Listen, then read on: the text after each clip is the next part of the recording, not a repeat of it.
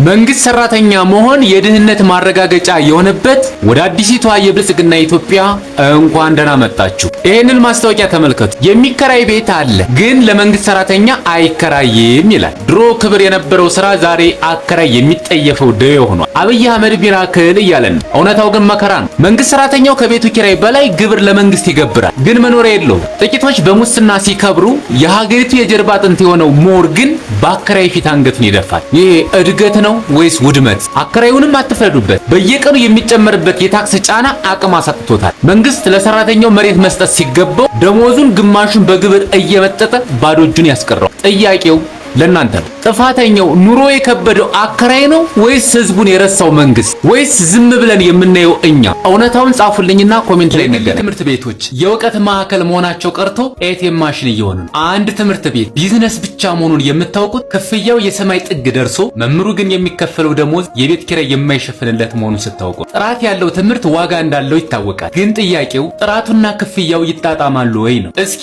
በየአካባቢያችሁ ያለውን እውነታ ነገሩ። የአንድ ተማሪ ወራዊ ክፍያ ስንት ደረሰ? ዋጋው ይገባዋል ወይስ ዝርፊያ ነው? ኮሜንት ላይ አሳውቁ። ለመሆኑ ኢትዮጵያ ሀገር ናት ወይስ ለኬንያ የተገጠመች ግዙፍ ፓወር ባንክ? 60 ሚሊዮን ህዝብ በጨለማ እየማቀቀ ኬንያ መብራት ከኛ የምትገዛውን መጠን በጥፍ ልታሳድግ ነው። ለምን ቢባል በኤሌክትሪክ ለሚሰሩ መኪኖቻቸው ቻርጅ ማድረጊያ ጣቢያ ሊከፍቱ። አስቡት።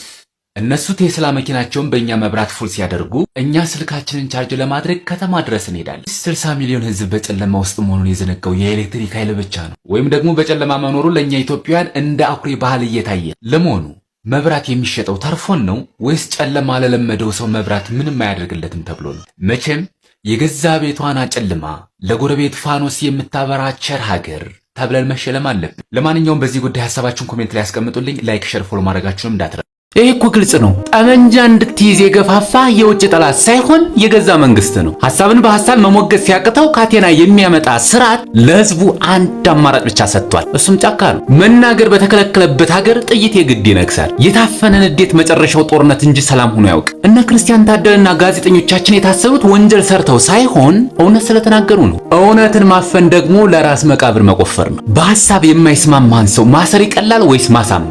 ለመሆኑ ኢትዮጵያ አሁን ያለችበት ሁኔታ ለማን ይጠቅማል? መላው ኢትዮጵያ ህዝብ እንኳን ደስ ያላችሁ። በአንድ ቀን 800 ሚሊዮን ችግኝ በመትከል ኢትዮጵያ ሪከርድ የሰበረ ዳቦ መሰለ ገልቱ መሪ። እነሱ በለቀቁት ጭስና ፖሊሽን ፋብሪካና ኢንዱስትሪ እኛ አፍሪካውያን ዛፍ እየተከልን አየር የምናጸዳው ዳለብን እንዴ? 95% አለ እነሱ ጋር ያሉት ፋብሪካዎች። የሚሰራና የማይሰራውን ለይተህ ማታቅ መፍትሄ ያጣ መሪ፣ ችግር ፈጣሪ፣ ጦርነት ፈጣሪ የሆንክ ገልቱ፣ የምትሰራውን የማታቅ። እኛ ሀገራችን ላይ ብዙ ችግሮች አሉ ሊፈቱ ሊቀረፉ የሚገቡ። እዛ ውስጥ ገብተህ እሱን ማሰብ እንጂ ያለብህ ምን ዋጋ አለው? የእነሱ አሽከርና ባሪያ ሆንክ እንጂ ለእኛ ይጠቅማል እንዴ? የእነሱን ችግር ይከፍሉናል፣ ይከፍሉሃል። ኢትዮጵያን ይከፍሏታል ዛፍ በመትከላችን። ደደብ። እኔ ኦርቶዶክስ ሳሎን በመኪና ተጭኖ ወደ ቤተክርስቲያን የሚገባ ምግብ አይቼ ተከትዬ ቤተክርስቲያን ገብቼዋለሁ። 2 ቀን አደርኩኝ ምግብ ሳልበላ። ጃቴ ኪዳነ ምህረት ቃሊቲ አካባቢ ነው።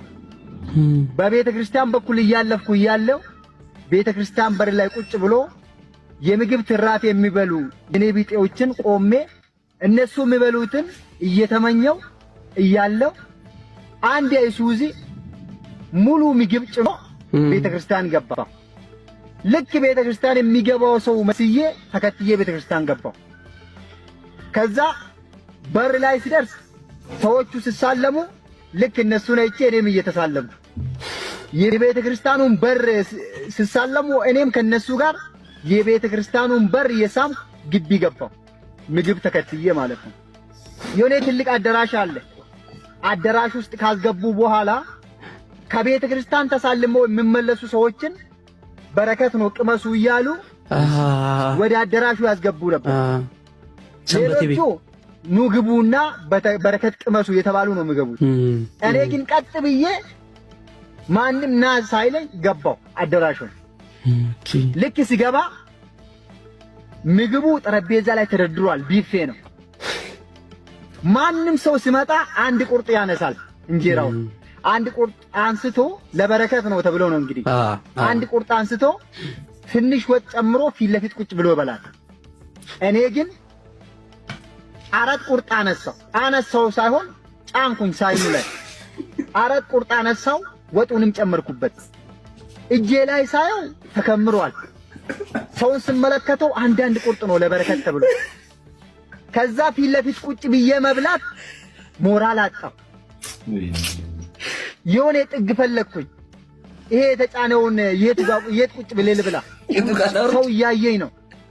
ጨለማ ቦታ ፈለግኩኝ ቤት ውስጥ። ወይ ረአብ ኮንፊደንስ አሳጣኝ። ከዛ የሆነ ወደ ውስጥ አዳራሹ ወደ ውስጥ ገባውና የሆነ ጨለማ ቦታ አገኘው። እዛ ቁጭ ብዬው አራቱን ቁርጥ እንግዲህ ሁለት ቀን ሳልበላ ስላደርኩ ነው። ለነገም ተስፋ የለኝም። ሁለት ቁርጡ ደግሞ ለነገ ነው። አራት ቁርጥ አነሳውና ቁጭ ብዬ አራቱን ቁርጥ ከጨረስኩ በኋላ ወጣው። ነገር ግን ብዙ ሰው አይቶኛል፣ እያፈርኩኝ ነበር። ሌላው አንዳንድ ቁርጥ ሳነሳ እኔ አራት ቁርጥ አንስቼ ጥግ ስለገባው እያፈርኩ ነበር።